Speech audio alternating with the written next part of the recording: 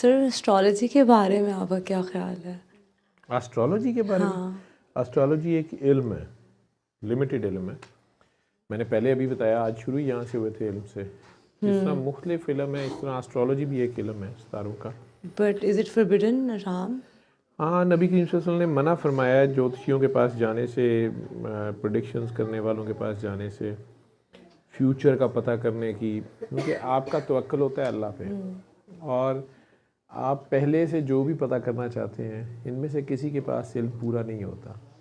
तो वो कई बार आपको ऐसे वहम और तोहम में और खौफ में डाल देते हैं कि आप मेन फोकस से भी हट जाते हैं।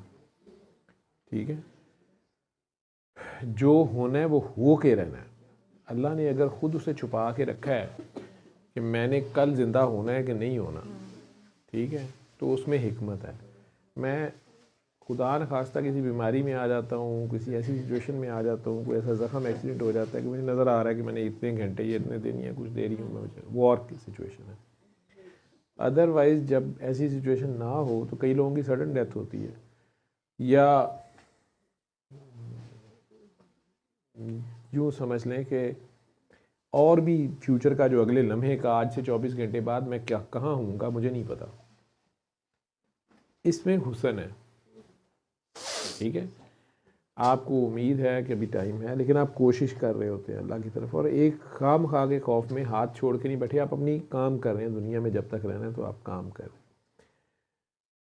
अगर आपको पहले से पता चल जाए, जैसे अब मैं देख रहा हूँ हमारे हॉस्पिटल में 2-3 सीनियर्स हैं, उन्होंने अगले 3-4 महीने में रिटायर होना है, ठीक है। एक ने अगले महीने होना है, एक ने 3 महीने बाद होना है। वो पिछले 6 माह से कोई काम ही नहीं कर रहे, वो कहें कोई दिल ही नहीं करता, छड्डो परे जी घूमते चले, अब तो रिटायर हो जाना है।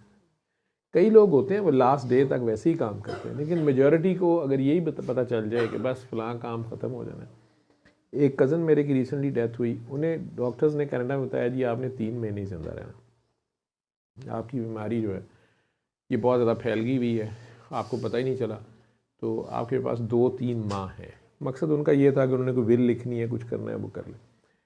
वो 6 माह ज़िंदा रहे, ठीक। और आखिरी माह के चंद दिन वो बहुत ज़्यादा सीरियस हो गए बीमार, बाकी वो ठीक थे।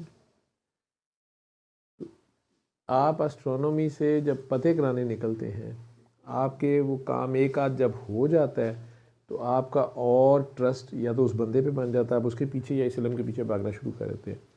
ये भूल जाते हैं कि 6 बार वो प्रेडिक्शन पूरी नहीं हुई, एक बार ही पूरी हुई है। ये जो अल्लाह ने इल्म रखा है, उसने अगर आपको आगाह करना होगा तो वो कर देगा। बाकी हमारे ज़ुम्मे कोशिश करना है और दुआ करना है। और अगर बाय मिस्टेक आप हो गया तो आप जब जो ही शर्मिंदा होते हैं अपनी गलती पे, अल्लाह पिछले गुनाह आपके डिलीट कर दे। इसे जैसे एक साहब है सोशल मीडिया पे बड़े कौन हैं वो आजकल, इन्हें मेरे उन्होंने शुरू में बड़े लंबे लंबे इंटरव्यू किए और मुझे समझ ना आए, मैंने कहा ये चैनल पे चलेगा कैसे, 2.5 घंटे का इंटरव्यू। उन्होंने कहा ये हमारा ही चैनल है, हम चला लेंगे। चैनल भी ना चला, रिकॉर्डिंग्स उन्होंने कर ली। अल्लाह की कोई किस्मत, इन्हें भी उन्होंने रिकॉर्डिंग्स दी। उस वक्त हम ये एडिटिंग करके लगाते थे, इन्होंने वो घुमा दी, पता नहीं क्या चक्कर चले, किसी से ये घूम गया वो घूम गया। लेकिन चंद दिनों के बाद उन्हें हमने सोशल मीडिया पे देखा तो वो सारा कुछ बोल रहे थे कि मैं बाबा जी के साथ था, वो सारी मेरी बातें वो कर रहे थे, ठीक है। वो इस हद तक सुनते और कॉपी करते हैं कि एक दिन मैं एंटी क्लॉकवाइज काबे का तवाफ़ एंटी क्लॉकवाइज किया तो वो उसको बोल रहे थे और उसकी अपनी तुझी को निकाल रहे थे। सैयद बादशाह, मैंने कि क्या कहना है, बाबा जी के साथ रहे भी हुए। अब वो कहते हैं कि जी मुझे बाबा जी ने भेजा कि तू पीएचडी करके आ एस्ट्रोनॉमी, इसमें ही एस्ट्रोलॉजी में और ये सारे में।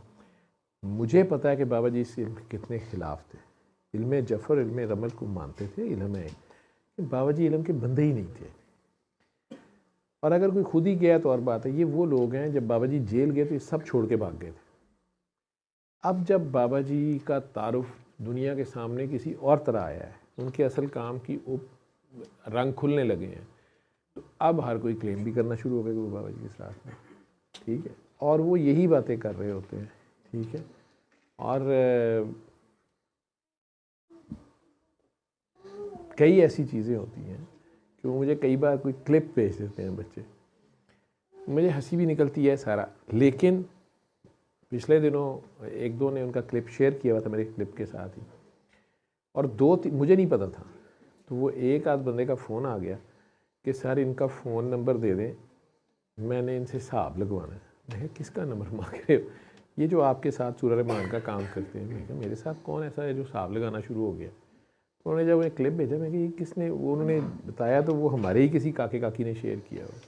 अब पिक करने वाला किधर को जा रहा है, ठीक, मैसेज क्या दिया जा रहा है, तो इस हद तक बात करना कि मुझे बाबा जी ने भेजा था, ये क्यों?